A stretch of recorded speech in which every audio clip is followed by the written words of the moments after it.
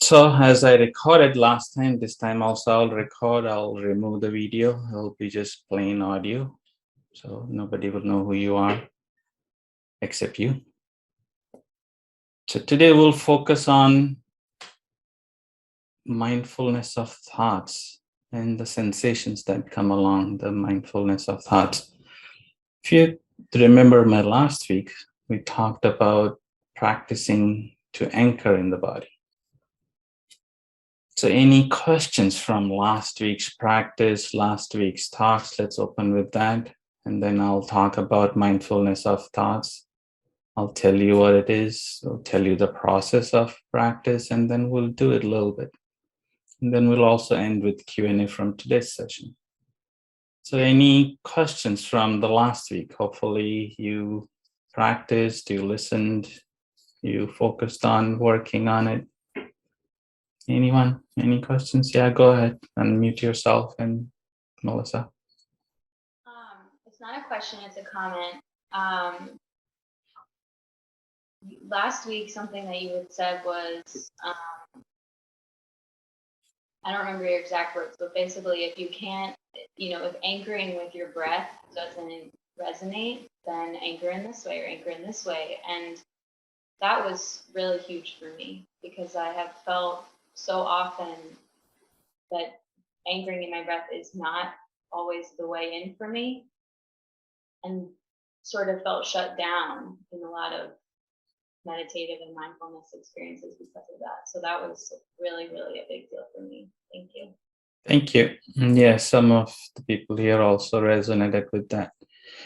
The breath practice is done only in certain traditions, but it's not always. It's just more of anchoring your awareness. So thank you. Any other question or comment before we go into mindfulness of thoughts today? You all look quiet, grounded, and silent. So stop me if suddenly a question comes. Otherwise, I'll talk because I know we have an hour and I don't want to take your time more than that. So mindfulness of thought.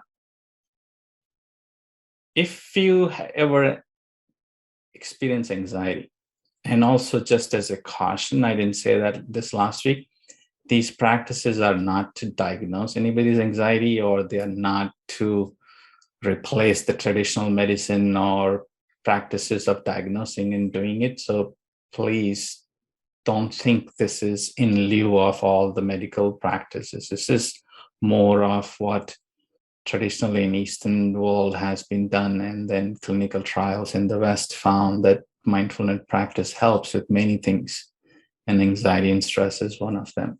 So think it this way as a managing and complementary to whatever your clinical advice is. So don't just throw away clinical advice and just replace with this. It's just a caution so people don't think this is a diagnosing and treatment of anxiety and stress.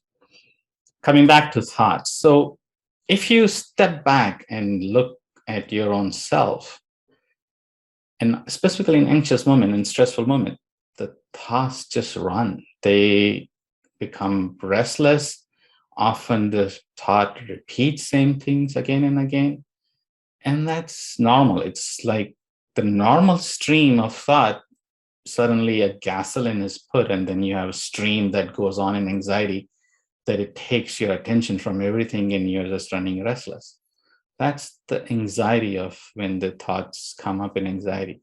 But even in a normal state of affairs in urban society, if you stop for a moment and look at your own self and feel inside, you become aware that the thoughts just keep going. It's like how the salivary gland secretes saliva, our minds keep secreting thoughts after thoughts after thoughts. Anjan Buddhadasa was a forest tradition teacher, and he used to live in Thai forest. Somebody asked him, how does the modern world appear to you from this remote forest monastery? He said, lost in thought. That was his description of the modern world, lost in thought. Carlos Castaneda from 80s, he said in one of his books, you talk to yourself too much. And you are not unique in that. If we were to put a loudspeaker in our head and then have all the thoughts come out of loudspeaker, and then you have people sitting next to you, and then you'll be like, you too, you have the same thoughts that I have. It's normal. We have same stream of thoughts going around. You'll be surprised at how many thoughts are common going through our mind. They're very same patterns. That's what he said. You're not unique in that. Every one of us does. He used to call in his book, we maintain our world using that inner dialogue. And yet a man or a woman of knowledge is aware that the world will change completely as soon as you stop talking to yourself. That was Carlos Castaneda. So it's true. We think we are a thinking being. Descartes' famous sentence, I think, so I am. And that's very much true with modern urban society people. We like to think that human means thinking. If you stop thinking, then you're not human. But if you stop for a moment and think, there are so many other dimensions of human experience: love, creativity, being in our own self, the moment of silence, the depth of the feelings. All of these have nothing to do with our thoughts. So it's not like we are really a thinking being. We are really an awareness being who feel. Thoughts comes much later, but we have refined our mind so much that we keep thinking. That's why when in last week I said mindfulness practice is like a misnomer. It's more of an awareness practice. It's refining awareness. It's not refining mind. It's not refining your thinking. And yet we keep focusing on mind.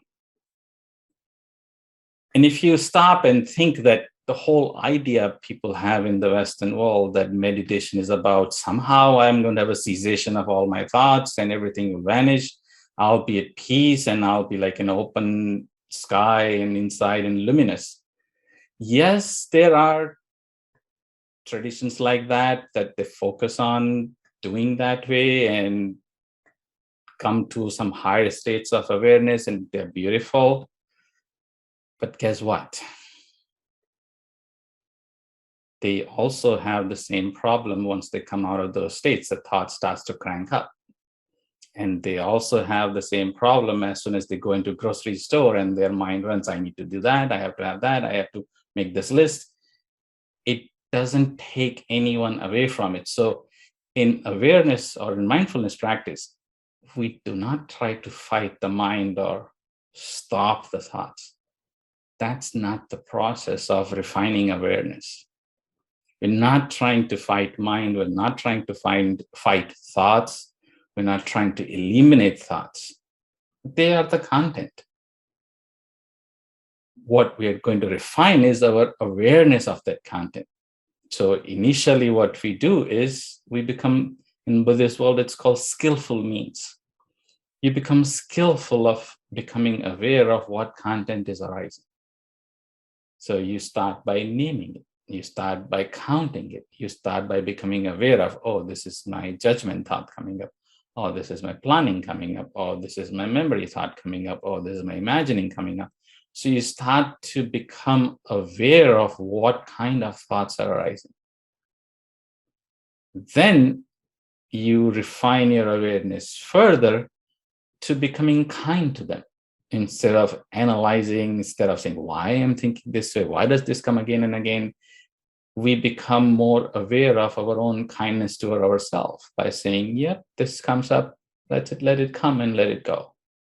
So you kind of create space instead of analyzing and starting to run with the thoughts. You become aware of their arising and you become aware of the space around it. And you become aware there is awareness between the thoughts that's there, between the two thoughts. And you become more aware of the kindness you have towards yourself in creating that space. And that's where the heart comes in. The awareness always relates to heart. It's about the feeling. So we create safe space in our own self for mind to let the thoughts easily move through. Let the planning thoughts come, let the anxious thoughts come, let the judging thoughts come. We let them go. So then they have a less grasp on our physical being. Then we don't get all tightened up. We don't get all worried. We don't get about all emotional about what's going to happen because I have these thoughts. They all start to soften. They become like a wind passing through the inner space. And your awareness starts to refine, and then you become more aware of there is more presence to your own inner self and dimensions to your own experiences rather than just having thoughts. And that's what this practice is about. So it goes in 3 steps. First is to know there is content. You know by looking at it as they arise. You know by naming it as they arise. But after naming, you let it go. You softly name it. You're not, and then you start to give a space. You see a thought coming, you acknowledge it's coming, but instead of drowning into it, you start to see the stream. I mean, your Rinpoche is to say, the moment you become aware that you are flowing in the stream of water, you no longer are drowning. Because now you're aware there is a river that is flowing and then you're flowing with it. Same thing with our thoughts. We become aware of their flow. We become aware that they are there. And then we create space around it. We become aware of their coming. We become aware of these are going to go. And that becomes refinement of awareness around the thoughts. And it's not about shutting down the thoughts. And then slowly over the time, as you practice, you will realize that there are patterns in the thoughts, that certain thoughts come after the other thought, and you'll become aware, okay, this thought came, now this is going to come, and then you will let it go. You'll have more space inside you. You'll have more awareness, and then that will open up to healing awareness. That's what heals. That's what helps to not be caught into anxiety, not be caught into thoughts, and not be caught into the streams. Zhang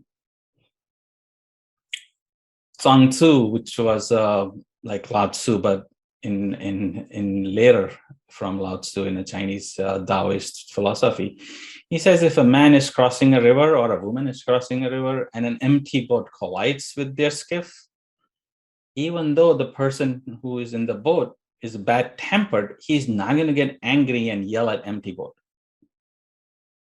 But if the same person's boat collides with another boat, there is a person in them, they'll start yelling and getting angry.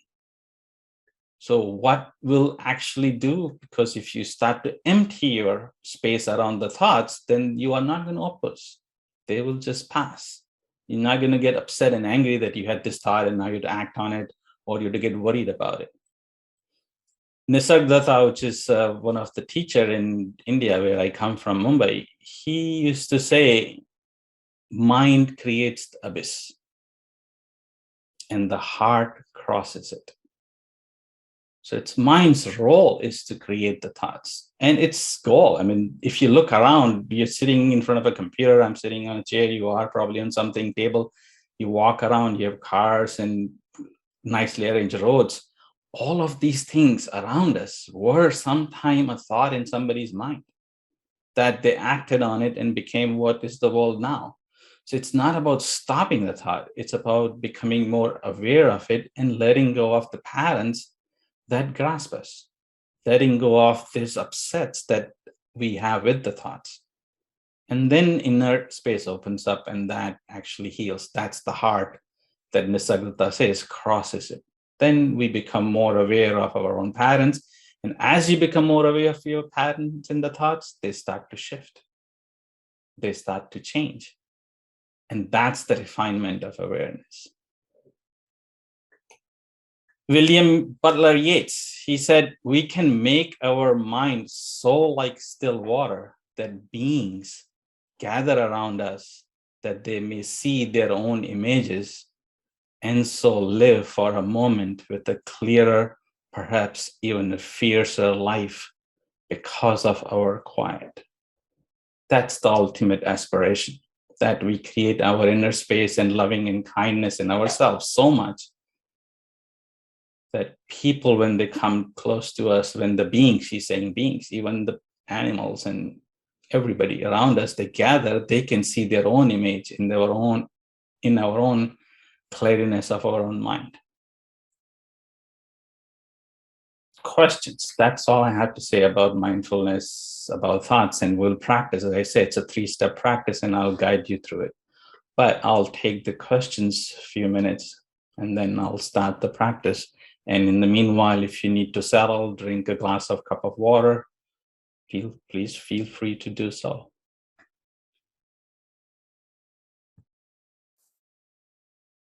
Any questions? This is Inma. Hi. Hi.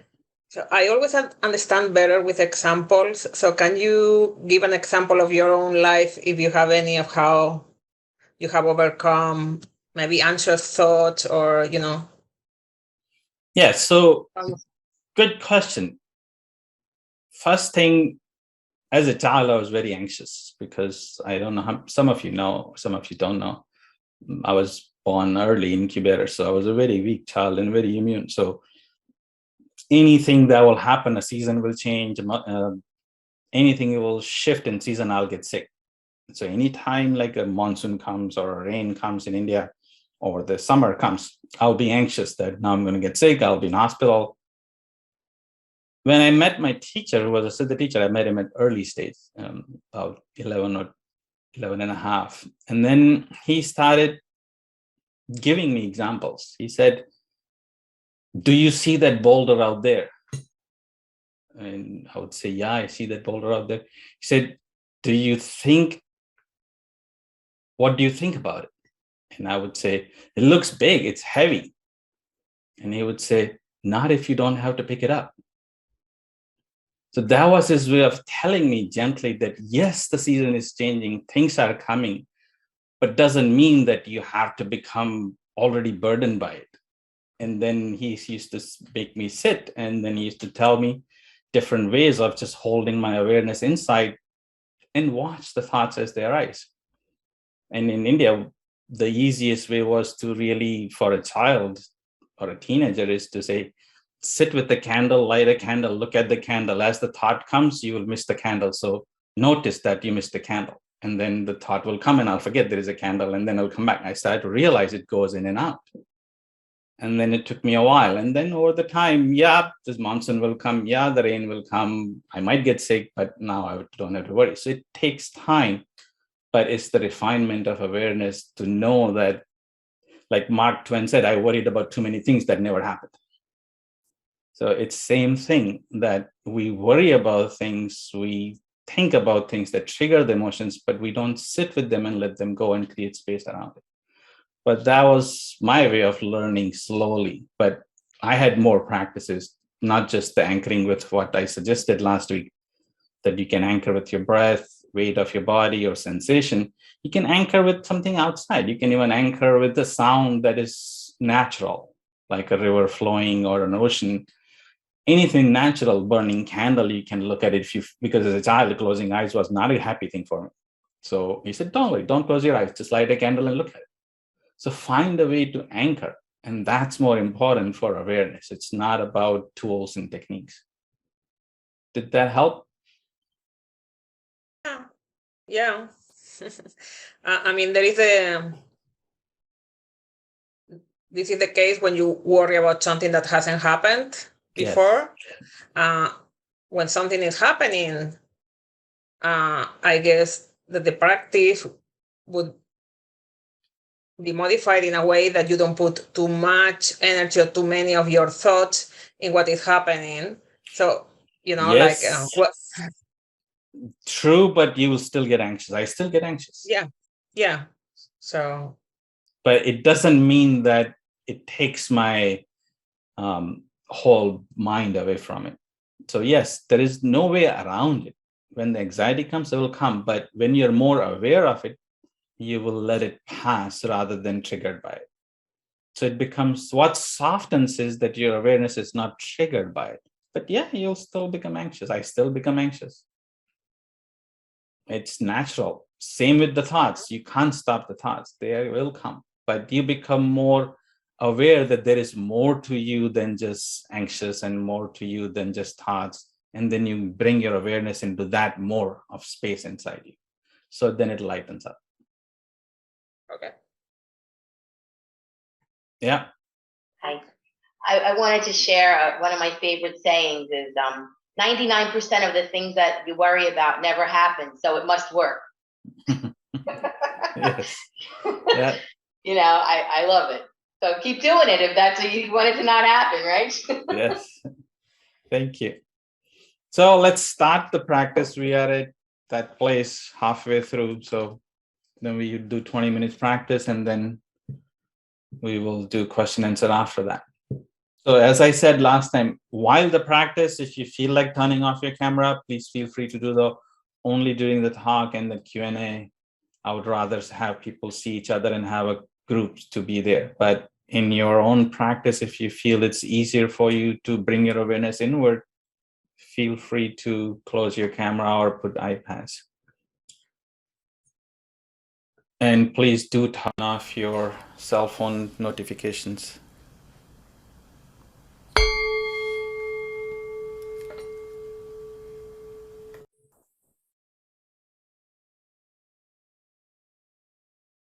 Take a slow, gentle breath and close or semi-close your eyes. Bring awareness to inward towards your midline, towards your spine, towards your breath. Bringing into your body your own awareness.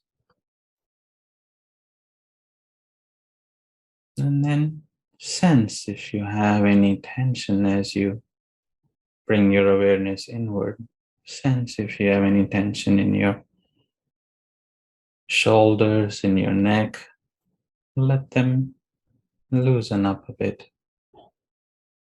If you have any tension or tightness in your back, in your mid back and low back, bring your awareness to that place and then gently find the space around that tightness.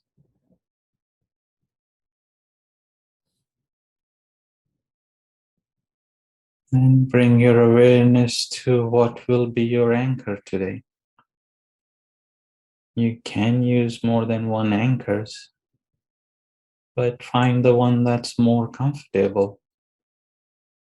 Whether it's going to be breath. So if the breath is something that you can hold your awareness to, then follow the breath. Find its most comfortable sensation in your being. Whether it's in nostrils or throat or belly. Wherever you feel more comfortable with your breath coming and going. And you don't have to stop or force your breath to find it. And if feels that is a good anchor for you, you just keep your awareness there, bringing all your sense of center into that place.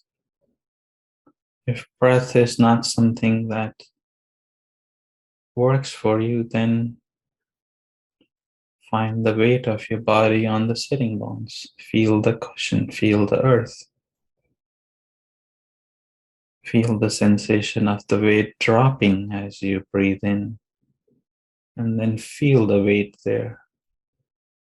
And you can stay there, feeling the weight of your body on the cushion, sensing groundedness in your own being. You can also find a sensation of touch. As your back is touching the support, feel that sensation of touch, or where your hands are on each other or anywhere else that you can feel the touch of your own hands or your support. Anything comfortable in you that will keep your awareness there, settled.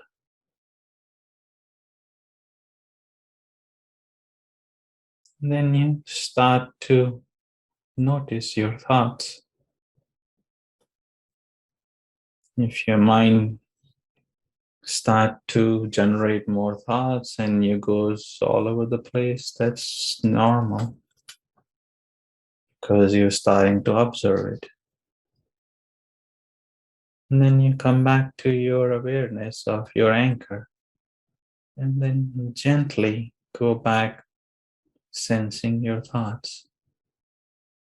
It's like you're going towards a waterfall, but instead of jumping directly into it, you're just staying a little bit closer, feeling its flow, feeling its coolness, feeling its sensation of flow.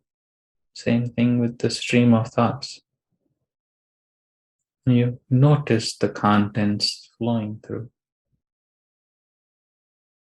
You can either connect with gently by naming it or just counting it.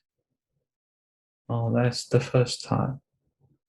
Then you go back to your anchor, feeling the weight on the cushion or feeling the sensation of breath or the touch.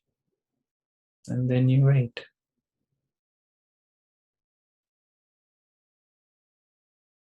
Oh, here are the few more thoughts going. That's okay.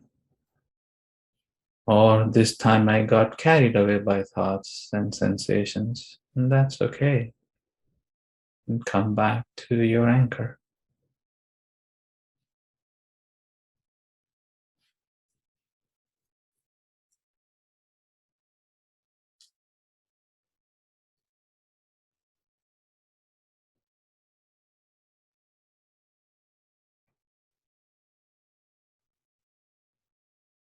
It's natural for mind to come up with the list of things and natural for mind to come up with that this is not working, this is working. All of those are completely natural. Just notice that those thoughts are coming. Or notice that your mind went somewhere else.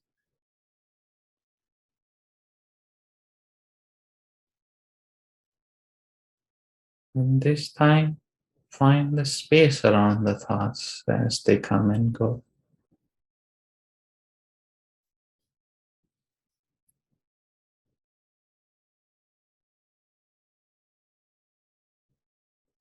Sense the space around the stream, the thoughts, they come and go.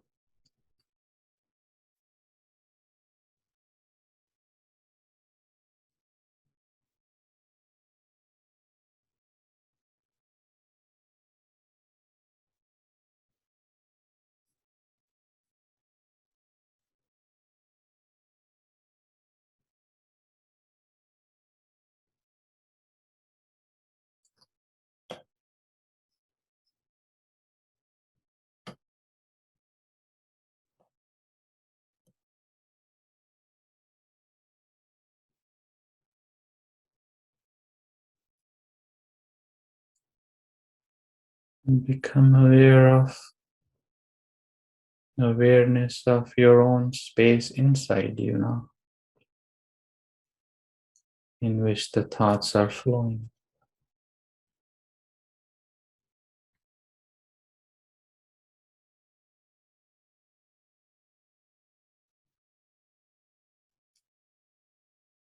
And if you find yourself telling stories, that's okay. Just notice that was a story I got into. Then come back to the anchor.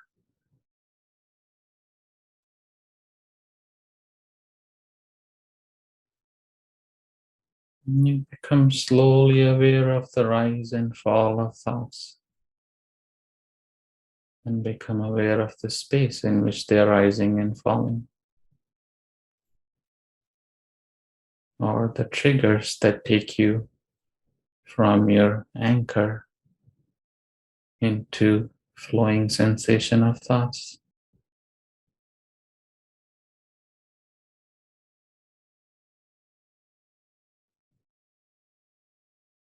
If you feel you're getting caught up in a thought, you deliberately bring a thought of loving nature, kind of interrupting the pattern of thoughts that are going through you by bringing your awareness into a thought that makes you happy. And then go back to the anchor by releasing both of them.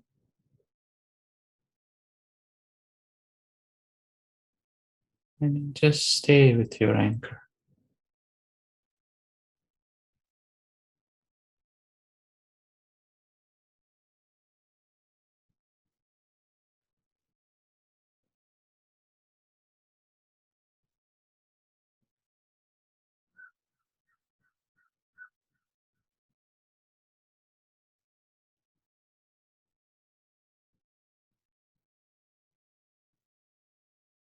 Notice how some thoughts bring light sensation in your being, some thoughts bring strong sensation in your being. Notice sometimes the sensations come prior to even thought arises, giving you a clue that a new thought is coming because your body sensation shifted. And it's a good place to make a space to let the thought come and go.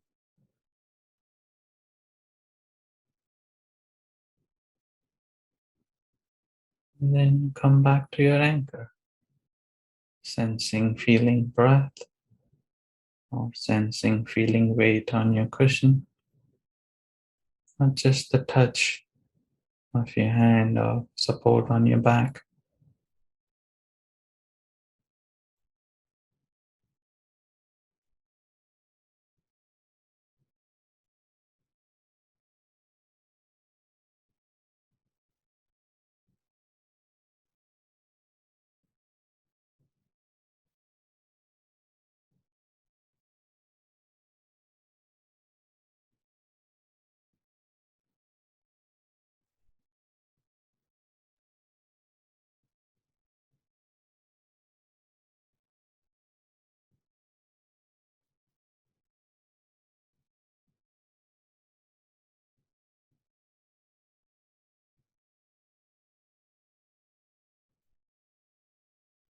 So you go from content, which is thoughts and sensations, to the process, noticing them, how they arise, what it does to the body, see the pattern of thoughts, and then the space between thoughts.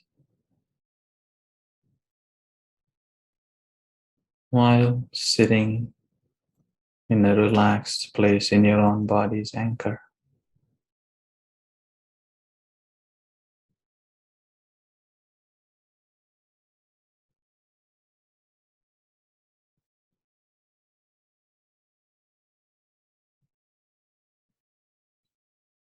You learn to hold your awareness in the space of your anchor.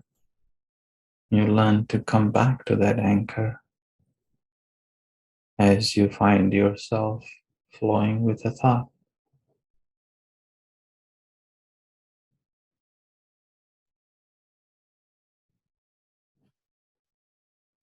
Now, generate in the space between thoughts a loving kindness to yourself. Noticing that, yes, these thoughts come, these thoughts go, but I am also here settled, quiet in between the thoughts, in the stillness between the thoughts, in the space, even though everything is moving.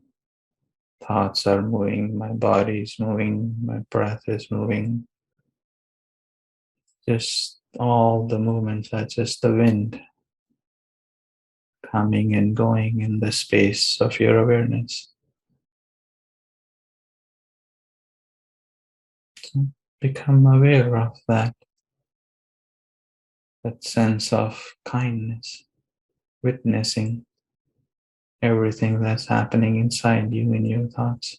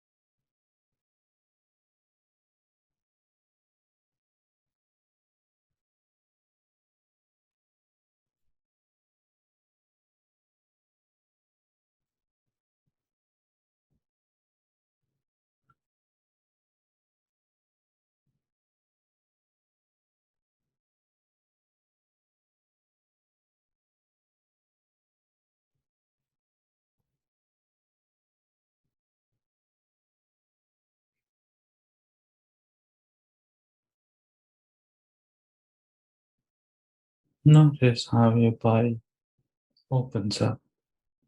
Once you keep your awareness in the space, the tension in the body loosens. It kind of opens internally. You feel settled, some cases even drowsy. It's all normal.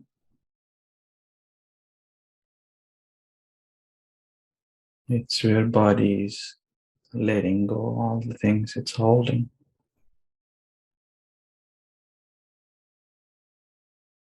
You stay with the anchor and the space between your thoughts, noticing every time a thought comes and there's a space after that.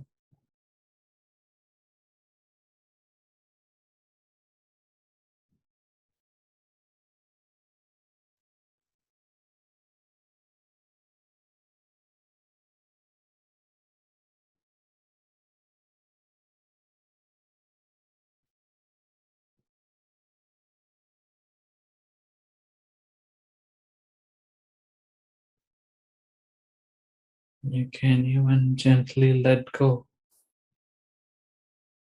your physical sensation of the body. Just feel whichever anchor you chose, breath or weight in the cushion or just a touch, and then let the body relax into its own being, the way you're relaxing your awareness into the anchor.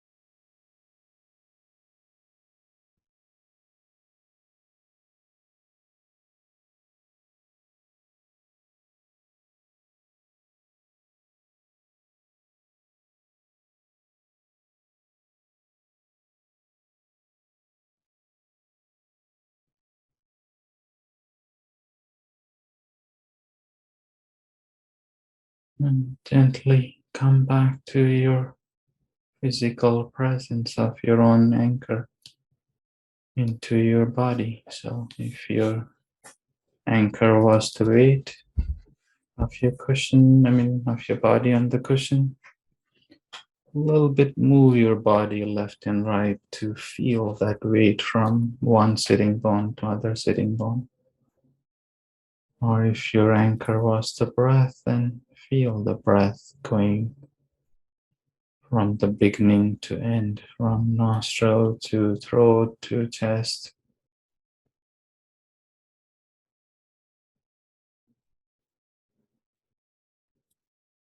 Come back to your physical presence. Connect with your out breath. Sense your out breath. As you sense your out breath, feel your feet. Move your ankles and toes to come back to your feet and the body. Next out breath. Move your shoulders and neck to become aware of your physical presence here now. Next out breath. Gently open your eyes. Look around.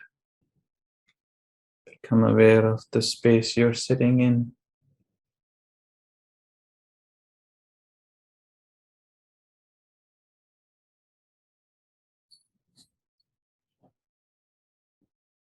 And if your camera is closed, you can open your camera.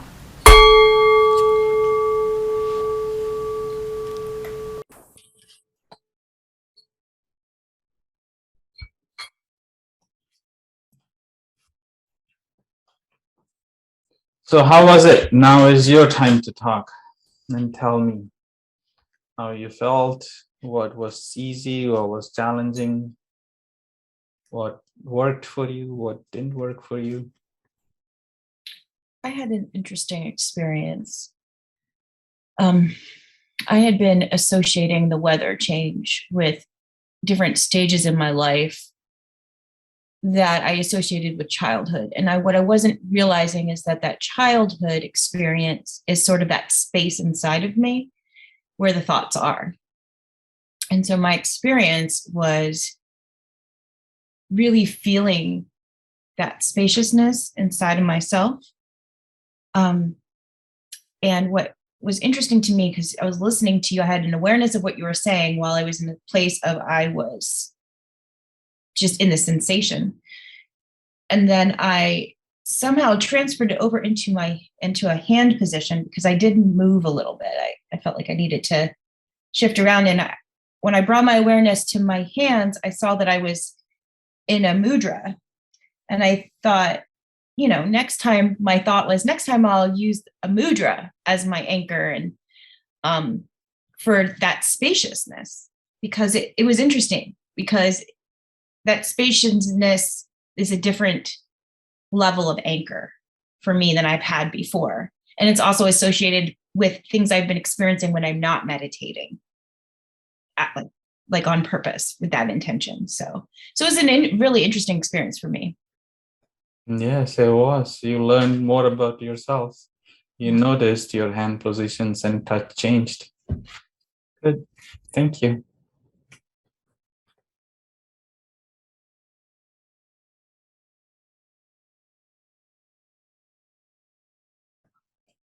Anyone else wants to share or ask question or anything that came up through our 15 minutes of sitting? Hopefully when you sit by yourself, go longer than 15. For me, looking at the space between the thoughts was a little bit challenge. Maybe because I was analyzing too much my thoughts, like I saw them like linear, like mathematical or that kind of thing, and so I was trying to stop it, like if it was a line, and then put a space, and then I was trying to organize it to make a space in between, and I was like, yes, that all happens. That's how my brain works. So I was calculating my thoughts and putting a space. Yeah, you didn't end up making a spreadsheet, which is good. But yes, that's what happens. At least the good thing is you started noticing that there is no space either between thoughts. And that's a big step. That noticing itself that you are in a stream that is flowing, that's the first step. If you keep at it, slowly you will see there is a small space and there is a big space. And then your body, you will notice that certain thoughts are changing your body, certain thoughts are not changing your body, and all of that will start coming. But yeah, initially that's what happens. You just notice that they're just coming and going, coming and going. There is no space. Yes, thank you.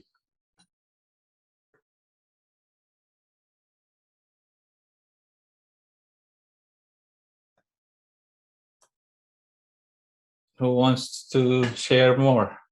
Or I should call a few names. I still have some time and I still need to understand what you guys experienced. So it helps me.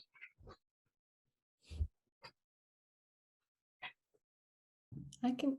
Oh, go ahead, Melissa. No, that's okay. You go. We haven't heard from you yet. It's okay. I can go after you.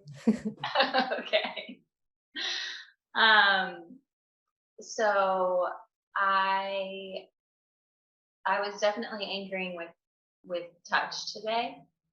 And then I had my hands on a certain place in my body in a certain position.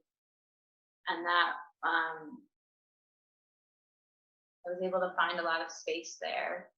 And then I became distracted by another place in my body where it felt like there was very limited space, like there was a lot of contraction there. And that was very distracting for me. So then I moved my touch to that place. And then I was able to find space again. And that was really, there was a lot in that moment for me because I was doing something very intentional that I don't really know that I've really done that like that before, like used touch in this intentional way to find space, noticed that I was distracted by the lack of space. And that feels really good for me to put that together. Yes, that's another way of anchoring. Actually, I should have mentioned, which I will mention next week when we talk about emotion, is to deliberately touch. And because when we do next week emotions, you will feel a lot more in the body. And people who don't like breath, it's easier for them to deliberately touch their chest, deliberately touch their belly, where they are feeling strong emotions. So really put a hand there and bring awareness there. But that's natural. It's good that it happened with you naturally. But that's one way of anchoring, is to deliberately feel your touch at that place that is of discomfort or comfort. Thank you.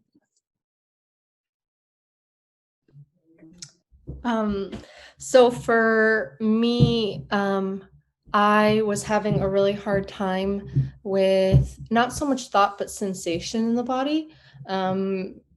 I feel like in the last couple of days, I've been experiencing a lot of anxiety on my own, and just with circumstantial experiences and trying to meditate. It's like the breath is so shallow that it almost creates this panic feeling.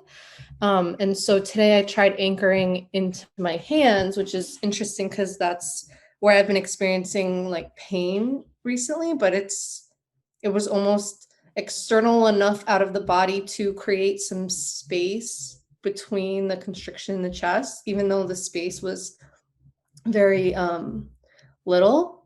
But yeah, I think I noticed that it was hard to find, like, it was almost the thoughts weren't coming very fast, but it was the awareness was jumping from different places in my body, trying to find, I guess, a point of peace or comfort or something like that. So yeah, it was a little difficult for me today, but you know. So you did experience the shift from one thought to another, from one place of the body to another. So you kept moving with it. Yeah, but there weren't like thoughts with it. It was just like sensations. Yeah. The one other anchor that a lot of people use, and you may have actually seen it if you've been to any Tibetan Buddhist monastery, it's the movement of the hand, periodical movement of hand. They hold usually an artifact or an implement in their hand, and then they keep moving, and their awareness is on just the movement itself. It's like how Thich Nhat Hanh used to teach walking meditation, where you actually walk and you're just feeling one step at a time. But a lot of Tibetan use the same movement, but instead of doing it on a feet, they're just moving their hand, and they're aware of their hand's movement, and they keep the awareness there. If that helps, you can do that too. All right, thank you. Mm-hmm. Melissa, go ahead. I have a question. I'm not totally, I don't know if I know how to ask what I'm wondering, but I'm going to try. So when you're, when you say space between thoughts, which is something I've heard a lot, I've always thought about it in this very like linear way, like thought period space, thought, like almost how it was being described earlier. But as I'm like listening to all of this, I'm wondering if it's even something different. It's like the space, meaning like the space we're all talking about inside. Like it's not this like linear like thought space thought. It's like thoughts are happening, and then there's space that's always in and around and everywhere, and we're trying to find that space, not the breaks spaces. Both, actually. We anchor in that space which you're talking, which is around and inside us. That's where the anchor is. But over the time, the thoughts will also pause, and there is a space between thoughts, which is the same space in which your anchor is. So it's both. The space is not different between the thoughts and where your anchor is in your inner space. It's only one space. It's just that when your awareness in that thought, then you don't see any space. You just see thoughts flowing one after the other because your awareness is not in the space. When you come back to the anchor, then you feel the space around the anchor, and then you look at the thoughts, and at some point, that stream also has a space. And then you notice that there is also space between the stream. That's where your emotions without the thoughts you feel. That's where the healing starts to open up. That's where you feel, aha, there is more to me than just the stream of things that are just driving me from one place to another. But it's the same space between the thoughts, around your anchors, inside you. It's not two different spaces. It's just one space. But you start to notice that they are there in the thoughts too. Thank you. Mm-hmm.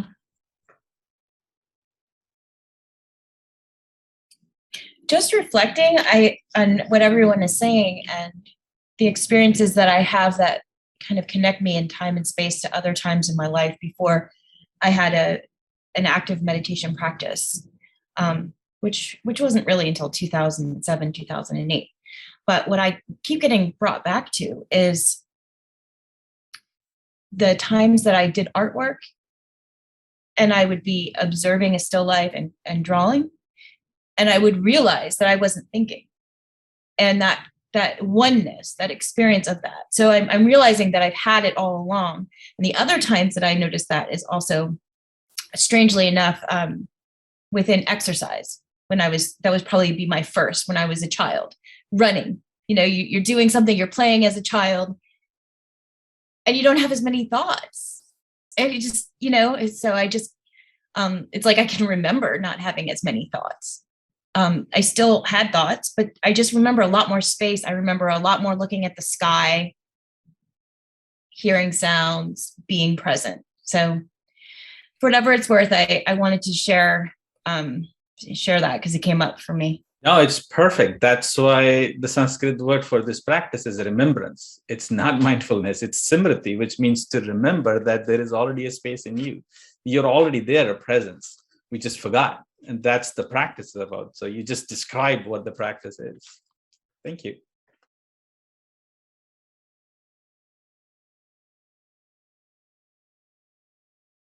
So we have a few more minutes. Anybody wants to talk? Jennifer, Shaz, Jazz?